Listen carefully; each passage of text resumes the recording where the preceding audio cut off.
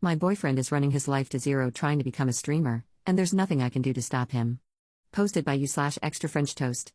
My boyfriend, 29M, and I, 24F, have been together for roughly 5 months. For Christmas, one of my gifts was an Xbox. A while back, I was reading something out loud to him from a gaming news site, and I mentioned that Ninja makes something like $500K a month on Twitch. Since learning this, he has wanted to become a streamer. Now every time he plays a game, he streams it. I stated in my title that he's trying to become a streamer, but he really isn't trying at all. He's just streaming what's on his screen from his Xbox with no face cam or even a mic. He told me he's really shocked he doesn't have many viewers. I gently tried explaining to him that streaming/YouTube is all about your personality, but to no avail. He's also really camera shy and doesn't even have many pictures of himself over the years, to the point where his mother gave up on trying to get him into family photos. So I don't understand how being a streamer would even work for him, or why he thinks it's a good idea. He also sits very quietly, muttering an occasional F-bomb as he plays video games. The popular streamers he's trying to emulate have natural humor and commentary, and he just doesn't have it, if you know what I mean. He even mentioned that I should start streaming because I'm pretty good at some games. I laughed it off and said I have no interest. In a past relationship, I was called negative, so I didn't want to just rain on his parade. For some background, he's in school to be an architect, has a good union job, and gets paid pretty well. So it can't just be about the money. This week, I was out doing errands, and he said he was going to pick up his laundry and the groceries for me to cook dinner before I got there.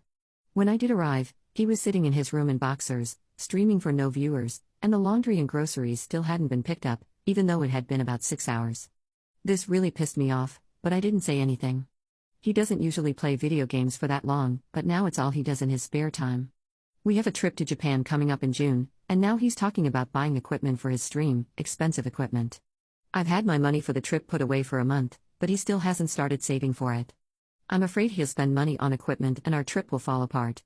The other night, he happily told me that he has one dedicated viewer who watches every time he streams. What he doesn't realize is that Twitch counts you as a viewer when you start the stream, so the follower he's talking about is actually himself. I just didn't have the heart to tell him because I know how embarrassing that would be.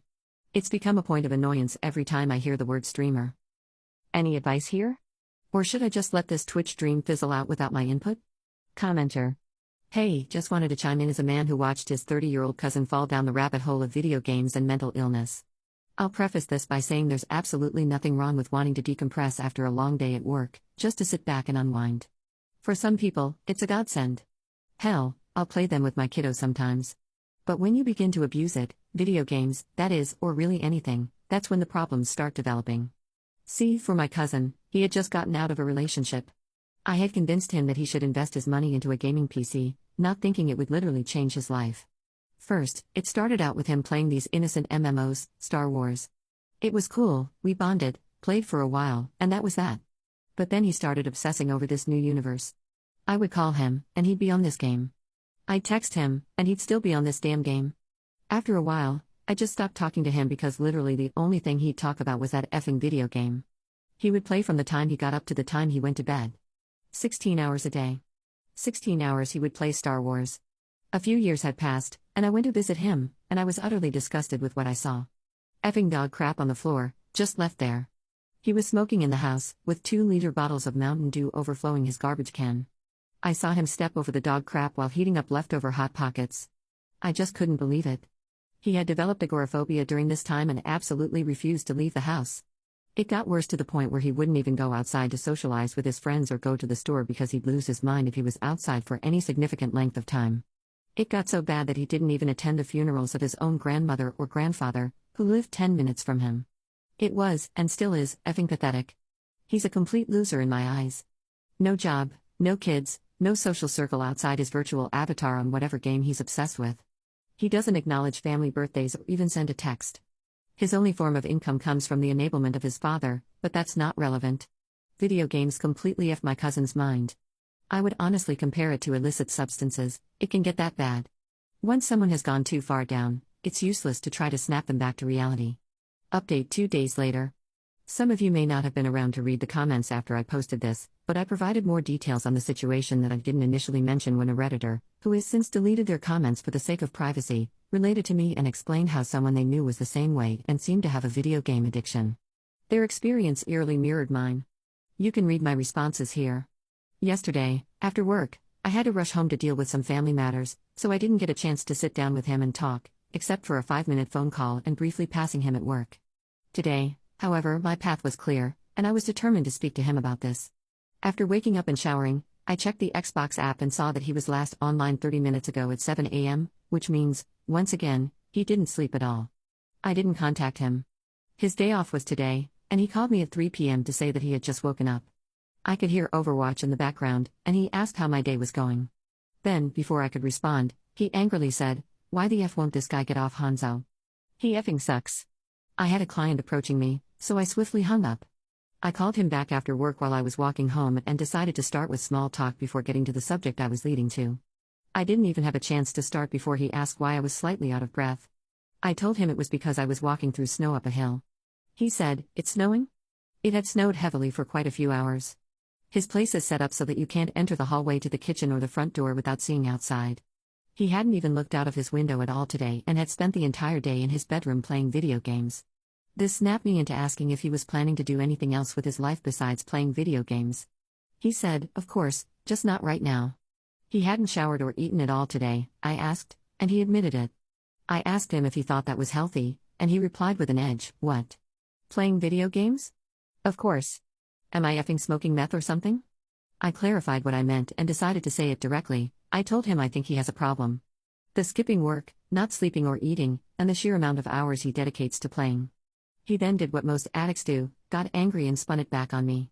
He said that I was the one who bought him the Xbox in the first place, what the F did you expect me to do with it, and that I've been playing video games long before we were together. My Xbox is mostly used as a Netflix machine and for playing Overwatch or the Dark Souls trilogy on weekends. I told him that I don't obsess over games or skip meals to play, and that I never would have bought it for him if I had known this is what it would lead to. He got angry and asked if I called just to harass him. I said I called to speak with him and share my thoughts over the past few months. He called me crazy and said, "Everyone plays video games." To whoever suggested that the streaming was just a decoy and an excuse to play video games all day, you were absolutely right.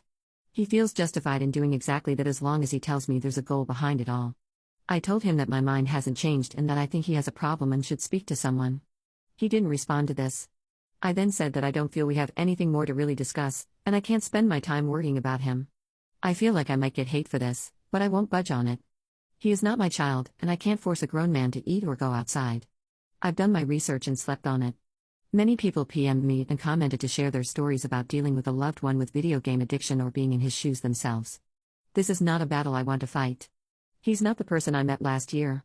He responded in a very mellow voice, saying he knows he's been inattentive and would like a chance to make it up to me. He said he wanted to go on a date tomorrow.